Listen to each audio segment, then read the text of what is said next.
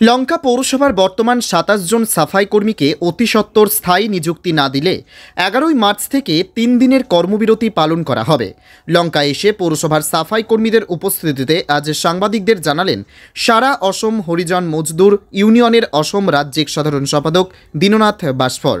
তিনি ক্ষোভ প্রকাশ করে বলেন, গত ১৭ই অক্টোবর ২০২৩ অসম পুর প্রশাসন সঞ্চালকের অফিসে লঙ্কা পৌরসভার সাফাই কর্মীদের স্থায়ী নিযুক্তি দিতে নির্দেশনা জারি করেছে, কিন্তু আজ পর্যন্ত সাফাই কর্মীদের নিযুক্তি দেওয়া হয়নি।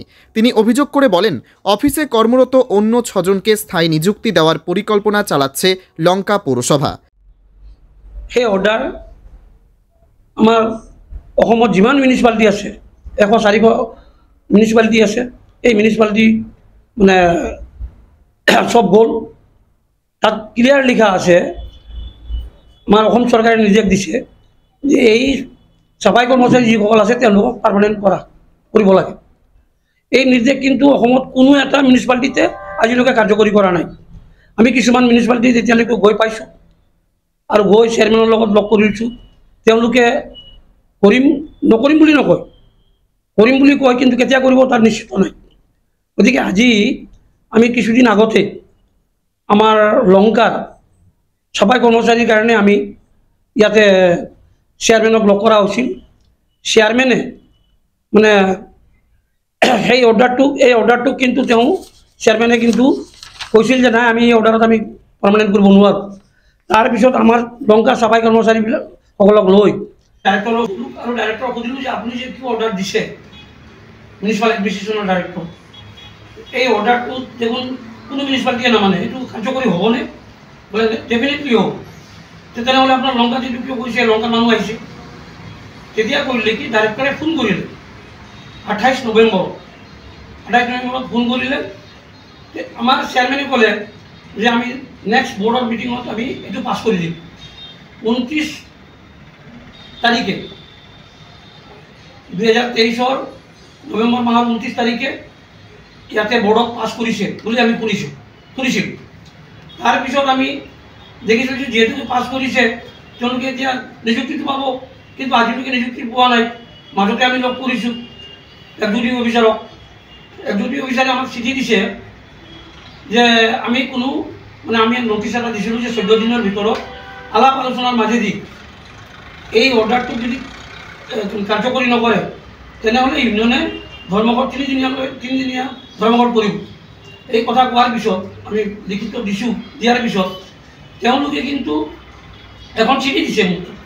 সেই চিঠিত লিখিছে যে এতিয়ালৈকে বৰ্ডে কোনো সিদ্ধান্ত লোৱা নাই। চাওক কেনেকুৱা খেলি মেলি এটা হৈছে, কোনো সিদ্ধান্ত লোৱা নাই। কিন্তু পিছত গৈ আমি গম পালোঁ ডাইৰেক্টৰ অফিচত এনেকৈ যিটো সিদ্ধান্ত লৈছিল তাৰ কপিটো তেওঁলোকে প্ৰেৰণ কৰিছে ডাইৰেক্টৰ অফ মিউনিচিপাল এডমিনিষ্ট্ৰেশ্যন। তাত গৈ আমি দেখিলোঁ যে পঠাইছে, তাতে আমি চাই আহিছোঁ।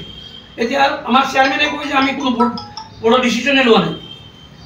এই যদি এনেকুৱা খেলি মেলি কৰে তাৰ ইয়াৰ পৰা কি বুজাইছে? এইটো বুজাইছে যে তেওঁলোকে মানে এই চাফাই কৰ্মচাৰীক পাৰ্মানেণ্ট কৰিব বিচৰা নাই। আমি এই চাফাই কৰ্মচাৰী যিবোৰ আছে, আজি পৌৰসভাৰ যিটো দায়িত্ব যে লংকাৰ যি মানে নাগৰিক আছে, টেক্স হোল্ডাৰ আছে, তেওঁলোকক চাফাই ব্যৱস্থাৰ পৰা আপোনাৰ পানী যোগান ধৰা, নলা নৰ্দমা চাফ কৰা, নলা নৰ্দমা বনোৱা, ৰাস্তা ঘাট বনোৱা, বিজুলী লাইট, আপোনাৰ ষ্ট্ৰীট লাইট লগোৱা, গলিয়ে গলিয়ে, এই কামটোতো কৰা নাই। অকল কাম হৈছে চাফাই কাম, তাৰ বাহিৰে কোনো কামেই কৰা নাই তেওঁলোকে। আৰু এই চাফাই কৰ্মচাৰী যিবোৰ আছে তেওঁলোকে কাম কৰাৰ কাৰণে আজি ৰাইজে টেক্স দিছে, আৰু তেওঁলোকে এই টেক্সটো লোৱাৰ পিছত তেওঁলোকে নিজৰ খেয়াল খুচিৰে কাম কৰি আছে। কি কৰিছে, ৰাইজে যিটো টেক্স দিছে কি হ'ল টেক্সবিলাক ক'ত যায়? কাৰণ ইয়াৰ লগতে গভৰ্ণমেণ্টো ডেভলিউশ্যন ফাণ্ড এটা দিয়ে, হিউজ এমাউণ্ট এটা দিয়ে প্ৰত্যেক বছৰতে আমাৰ মিউনিচিপাল বৰ্ডবিলাকত। এই টকাবিলাক যায় ক'ত?